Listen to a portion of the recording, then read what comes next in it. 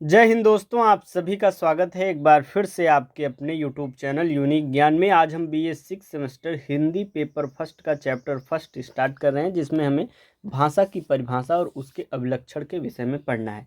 इसके पहले मैंने हिंदी पेपर फर्स्ट और सेकंड दोनों का सिलेबस डिस्कस कर दिया है। अगर आपने नहीं देखा हो तो चैनल पर विजिट कीजिए, आपको उसका सिलेबस देखने को मिल जाएगा। साथ ही साथ प्लेलिस्ट बना दी गई है और अब रेगुलर क्लासेस आपकी कराई जाएंगी और चैप्टर वाइज पूरा सिलेबस कंप्लीट कराया जाएगा।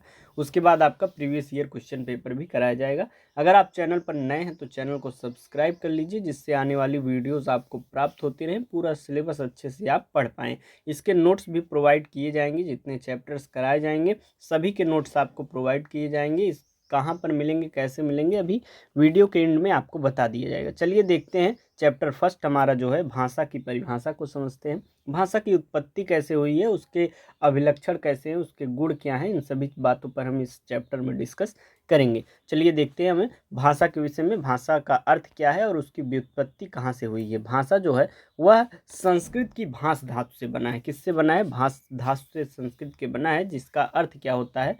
भाष का अर्थ होता है बोलना, कहना या वाणी की अभिव्यक्ति। भाषण और भाषा जो दोनों चीज़ हैं, यह दोनों किस धातु से मिलकर बनी हुई हैं? भाष धातु से मिलकर बनी हुई हैं, परंतु दोनों में अंतर है।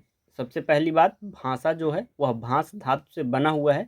साथ ही साथ जो भाषण शब्द है वह भी भाष धातु से ही बना हुआ है। भाष का अर्थ क्या होता है? बोलना, कहना या वाणी की अभिव्यक्ति। लेकिन जो भाषा और भाषण दोनों है, दोनों में अंतर देखने को मिलता है। भाषा क्या होता है? भाषा एक सामाजिक वस्तु है, समाज से संबंधित है और अस्थायी व्यवस्था है। लेकिन जो भाषण है वह व्यक्तिगत है, व्यक्ति विशेष से संबंधित है और अस्थायी अभिव्यक्ति है। जैसे कि भाषा, पूरे समाज के लोग एक ही भाषा का प्रयोग करते हैं, वह सब कोई यूज कर सकता है। लेकिन जो भाषण होता है, कोई व्यक्ति अपने मन के विचारों को प्रकट करता है।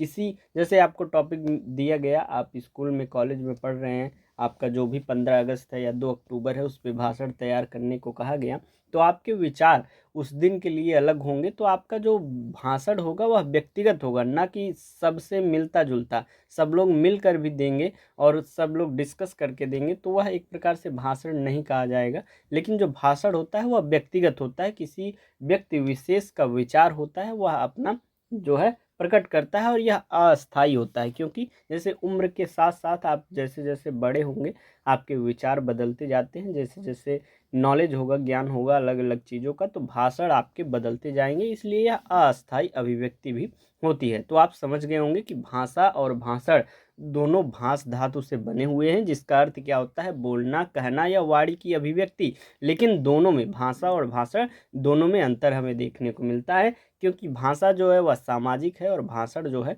वह व्यक्तिगत होता है। चलिए देखिए, भाषा की हम इंग्लिश में उत्पत्ति कैसी हुई। इंग्लिश में हम इसे लैंग्वेज कहते हैं और इसकी उत्पत्ति लैटिन के शब्द लैंगुआ से या फ्रांसीसी शब्द लैंग्वेज से हुआ है। तो यह अंग्रेजी शब्द लैंग्वेज हो गया। हमने जान लिया कि जो भाषा शब्द है हिंदी में, उसकी उत्पत्ति कहाँ से हुई, और इंग्लिश में जिसे हम लैंग्वेज कहते हैं भाषा को, उसकी उत्पत्ति कहाँ से हुई है। भाषा की परिभाषाओं की बात करें तो भारतीय और पाश्चात्य विद्वानों ने भाषा के अपने अपने दृष्टिकोण से परिभाषित किया हुआ है। सबसे पहले हम भारतीय विद्वानों को समझें तो कामता प्रसाद गुरु जी ने कहा है कि भाषा वह साधन है जिसके द्वारा मनुष्य अपने विचार दूसरों पर प्रकट करता है और दूसरे के विचार को समझता है। भाषा से आप क्या कर सकते हैं? जैसे आप दो दोस्त हैं, तो भाषा का प्रयोग करके एक दूसरे से बात कर रहे हैं, तो अपने विचार को उसको बता रहे हैं और वह आपकी बातों का उत्तर दे रहा है, अपने विचार आपको बता रहा है। तो भाषा क्या है? कामता प्रसाद गुरु महोदय कहते हैं कि भाषा वह साधन है जिसके द्वारा कोई एक मनुष्य अपने विचार को दूसरों तक प्रकट करता है और दूसरे के विचार को समझता है। श्याम सुंदर दास क्या कहते हैं? मनुष्य और मनुष्य के बीच इच्छा और मति के आदान प्रदान हेतु व्यक्ति ध्वनि संकेतों का व्यवहार जो है वह भाषा है। लोगों ने इसका जो शब्दावली है, जो एक प्रकार से अलग अलग अर्थों का प्रयोग करके परिभाषा दिया हुआ है, अलग अलग विद्वानों का जो परिभाषा है उसको पढ़ने से यह भी मिलता है कि लोगों के विचार हमें देखने को मिलते हैं और एक परिभाषा को हम किस तरह से परिभाषित कर सकते हैं, किसी चीज़ को वह समझ सकते हैं। तो श्याम सुंदर दास जी ने भी वही बात बोली है कि एक व्यक्ति अपने मन के विचार को दूसरों के सामने ला सकता है और दूसरे के मन के विचार को समझ सकता है। मंगलदेव शास्त्री क्या कहते हैं? उच्चारण उपयोगी अवयवों से उच्चारित शब्दों द्वारा विचारों की अभिव्यक्ति की चेष्टा जो है भाषा कहलाती है। अर्थात जो हम उच्चारण कर सकें और उच्चारित शब्द जो हम बोलें उससे अपने विचारों की अभिव्यक्ति कर सकें, लोगों को बता सकें, वही चेष्टा जो है वही भाषा कहलाती है। द्वारिका प्रसाद सक्सेना जी कहते हैं, मुख से उच्चारित परंपरागत सार्थक ध्वनि संकेतों की समष्टि क्या कहलाती है? भाषा कहलाती है। सरयू प्रसाद अग्रवाल जी का कहना है कि भाषा वाणी द्वारा व्यक्त स्वच्छंद प्रतीकों की रीतिबद्ध पद्धति है जिससे समाज भावों का आदान प्रदान करता है। कुल मिलाकर आप यही समझिए कि कोई एक व्यक्ति अपने विचार को दूसरों के सामने प्रस्तुत करता है और दूसरों के विचारों को समझता है और जिस साधन का प्रयोग करता है विचारों को प्रस्तुत करने या आदान प्रदान करने के लिए, वह ही भाषा कहलाती है। चलिए हम पाश्चात्य विद्वानों की कुछ भाषाओं को समझते हैं, परिभाषाओं को। मैक्स मुलर महोदय कहते हैं, भाषा मानव बुद्धि द्वारा आविष्कृत साधन है जिससे हम अपने विचार प्रकट कर सकते हैं। अर्थात यह कहते हैं मानव बुद्धि द्वारा इसका एडवेंचर किया गया है, इसकी खोज की गई है, आविष्कृत किया गया है यह साधन जिससे अपने मन के विचार को एक दूसरे के सामने प्रकट करते हैं। बेनेडेट्टो क्रोचे कहते हैं कि भाषा स्पष्ट और सुगठित ध्वनि है जो अभिव्यक्ति के लिए प्रयुक्त होती है। ब्लॉक और ट्रेजर महोदय कहते हैं भाषा ध्वनि चिन्हों की पद्धति है जिसके माध्यम से समाज परस्पर व्यवहार करता है। हेनरी स्वीट कहते हैं कि जिन व्यक्त ध्वनियों द्वारा विचारों की अभिव्यक्ति होती है वही भाषा कहलाती है। समग्र रूप से हम कह सकें तो परिभाषा का हम समझें, अभी तक जितनी परिभाषाएं हमने पढ़ी उसको मिलाकर अगर हम निष्कर्ष निकालें तो भाषा सबसे पहली बात एक सामाजिक वस्तु है। भाषा में ध्वनि संकेतों का प्रयोग होता है। ये संकेत रूढ़ एवं परंपरागत होते हैं। भाषा के संकेत जो है सार्थक होते हैं। प्रत्येक समाज की भाषा भिन्न होती है। समाज में विचारों और भावों का आदान प्रदान होता है। भाषा मानव के उच्चारण अंगों से व्यक्त होती है। भाषा का अध्ययन, विश्लेषण एवं वर्गीकरण किया जा सकता है। इतनी चीज़ें आप समझ गए होंगे। कमेंट में अवश्य बताया करिए कि क्लास आपको समझ में आई। जैसे कोई भी पॉइंट पे आपको डाउट रह जाता है तो आप कमेंट में पूछ सकते हैं, आपको उसका रिप्लाई करके वहाँ पर जवाब दिया जाएगा जिससे आप अच्छे से समझ सकें। कोई भी डाउट रहता है और कोई वैसा डाउट हो सब्जेक्ट से रिलेटेड या कुछ भी तो आप वो अभी कमेंट में पूछ सकते हैं, या टेलीग्राम चैनल का लिंक आपको डिस्क्रिप्शन बॉक्स में मिल जाएगा, उसको ज्वाइन कर लीजिए। वहाँ पर आपस में बच्चियाँ जो भी जुड़ी हुई हैं डिस्कस करती हैं या हमसे सीधे प्रश्न वहाँ पर कर सकते हैं। चलिए देखते हैं आगे हम भाषा की समग्र परिभाषा देखें तो भाषा यादृच्छिक अर्थात मनमाने रूप से उच्चारित ध्वनि प्रतीकों की वह सार्थक समष्टि है जिसके माध्यम से किसी समाज के लोग परस्पर भाव एवं विचारों को व्यक्त करते हैं। मनमाने रूप से उच्चारित ध्वनि प्रतीकों अर्थात बोले गए जो ध्वनि प्रतीक हैं उसकी जो सार्थक समष्टि है, अर्थात ऐसा कुछ भी न बोल दें जिसका कोई अर्थ ही ना हो, जिसका अर्थ निकले उसी की समष्टि जो है वह ही एक प्रकार से साधन होती है जिसके द्वारा समाज के लोग परस्पर भाव एवं विचारों को व्यक्त करते हैं। ये तो आप भाषा को बेहतरीन तरीके से समझ गए होंगे, इसीलिए हमने एक से अधिक परिभाषाएं लाई हुई हैं विभिन्न विद्वानों द्वारा, जिससे एक से न समझ में आए, दो से न समझ में आए, तीन चार समझ में ही आ जाएगा आपको। और अब भी न समझ में आया कमेंट में बताइए, अच्छे से आपको समझ में आ ही गया होगा। चलिए देखते हैं भाषा की प्रकृति क्या है। भाषा के सहज गुण, सबसे पहला भाषा सामाजिक वस्तु है। कैसे सामाजिक वस्तु है? क्योंकि भाषा समाज में जन्म लेती है और विकसित होती है। क्यों? समाज अलग अलग समाज होता है, अलग अलग समाज की अलग अलग भाषाएं होती हैं और वहीं पर वह जन्म लेती हैं और विकसित होती हैं। भाषा जो है परंपरागत होती है, यह पीढ़ी दर पीढ़ी हस्तांतरित होती है। जैसे कोई बच्चा जन्म लेता है तो वह भाषा सीख के तो आता नहीं है, जिस परिवेश में रहता है उस परिवेश में बोलने वाले जो भाषा लोग होते हैं उसी भाषा को वह धीरे धीरे सीखता है, समझता है और धीरे धीरे वो उसको जान लेता है। तो पीढ़ी दर पीढ़ी यह हस्तांतरित होती रहती है। भाषा जो है अर्जित संपत्ति है। वही बात, भाषा जन्मजात नहीं सीखी जाती, यह आकर समाज में जिस परिवेश में लोग रहते हैं, बालक अपने परिवेश में भाषा को सीखते हैं, अर्थात भाषा अनुकरण से सीखी जाती है।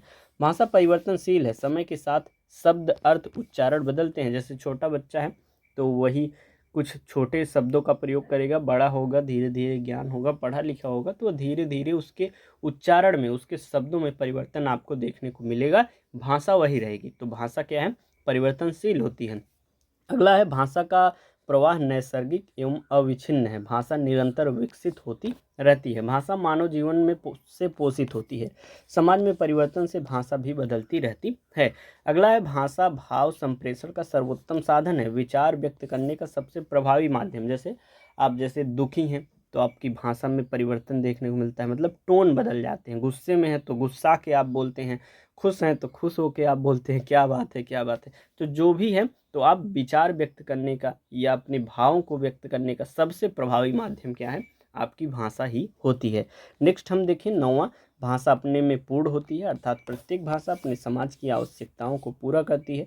भाषा सार्वजनिक संपत्ति होती है, यह किसी एक व्यक्ति की नहीं होती है। अर्थात जैसे प्रधान कोई हो जाए गांव का, वह बोले आप इस भाषा का प्रयोग नहीं कर सकते हैं, यह मेरी सार्वजनिक संपत्ति है, मतलब ये मेरी व्यक्तिगत संपत्ति है। तो ऐसा नहीं होता है, भाषा सार्वजनिक संपत्ति होती है, कोई भी भाषा का प्रयोग कोई भी कर सकता है। भाषा का व्यक्तित्व तो स्वतंत्र होता है। आपने अभी देखा होगा कि जैसे मराठी में महाराष्ट्र में जाने पे, मुंबई में जाने बहुत से लोगों को मराठी बोलने के लिए प्रेरित किया गया, जो जिसके खिलाफ देखिए केस वेस भी हुआ। तो क्या होता है, कोई भी व्यक्ति कोई भी भाषा कहीं पर भी प्रयोग कर सकता है। भाषा क्या होती है, सार्वजनिक संपत्ति होती है। अगला है, भाषा का व्यक्तित्व स्वतंत्र होता है। हर भाषा की अपनी संरचना और शैली होती है। भाषा की भौगोलिक सीमा होती है, हर भाषा का एक विशेष क्षेत्र से जुड़ा होता है। जैसे भारत में मान लीजिए हिंदी, उत्तर प्रदेश में हिंदी, बिहार में बिहारी। तो क्षेत्र के हिसाब से अलग अलग स्थानों पर अलग अलग भाषा बोली जाती है। जैसे चाइना में चाइनीज़ बोलेंगे, वहाँ हिंदी लोग समझेंगे ही नहीं, मतलब जो पढ़े लिखे रहेंगे हिंदी की भाषा के बारे में जानेंगे वही समझेंगे। तो क्षेत्र के हिसाब से भी जो है भाषा बदलती रहती है। इस प्रकार से आपने भाषा को समझ लिया। कोई भी डाउट हो तो आप कमेंट में पूछ सकते हैं। बाकी इसके नोट्स अगर आपको चाहिए तो उसमें आपको ये सभी चीज़ें, पूरे जो सब सिलेबस कंप्लीट कराया जाएगा चैप्टर वाइज, उसके नोट्स आपको सिस्टमेटिक ढंग से मिल जाएंगे, इजी टू अंडरस्टैंड लैंग्वेज में रहेंगे, एग्जाम ओरिएंटेड रहेंगे, प्रीवियस ईयर क्वेश्चन पेपर के सॉल्यूशन के साथ नोट्स मिल जाएंगे। और सब्जेक्ट वाइज, जैसे कि आप कुछ बच्चे ऐसे भी आप में से होते हैं कि कमेंट करते हैं सर मुझे सीरीज पढ़ना है लेकिन मैं ख़रीदना नहीं चाहता हूँ, तो उनके लिए सीरीज भी भेज दी जाएगी ग्रुप में। और ये सब चीज़ें आपको कहाँ मिलेंगी, 8608464796 इस नंबर पर आप मैसेज कीजिए और बोलिए कि सर मुझे हिंदी की ये पेपर फर्स्ट पेपर सेकंड की नोट्स चाहिए, जो सिलेबस आप करा रहे हैं उसी के। तो आप 25 rupees Hindi paper first, 25 rupees Hindi paper second, दोनों को मिला के 50 रुपीज़ पेमेंट कर देंगे। आपको ग्रुप में ऐड कर दिया जाएगा और सिस्टमेटिक ढंग से बेहतरीन तैयारी आपकी कराई जाएगी। और पूरा विश्वास करिए, यहीं से क्वेश्चन आपको देखने को मिले हैं, या फिर पुराने बच्चे हैं वो तो जानते ही हैं, वो तो ज्वाइन कर ही चुके हैं, उनके आप रिव्यू ले सकते हैं, कमेंट्स आप देख सकते हैं। अगर आप जुड़ना चाहें तो अच्छी बात है, नहीं तो आप क्लासेस करते रहिए, बाकी अपना हैंड रिटन नोट्स बनाते रहिए। देखिए यही चीज़ें जो पढ़ाई गई हैं, इसका हैंड रिटन नोट्स बनाइए और अच्छी तैयारी करते रहिए। और कोई भी डाउट हो तो कमेंट में पूछिए, आपको उसका जवाब दिया जाएगा। मिलते हैं नेक्स्ट वीडियो में, तब तक बने रहिए चैनल पे। धन्यवाद।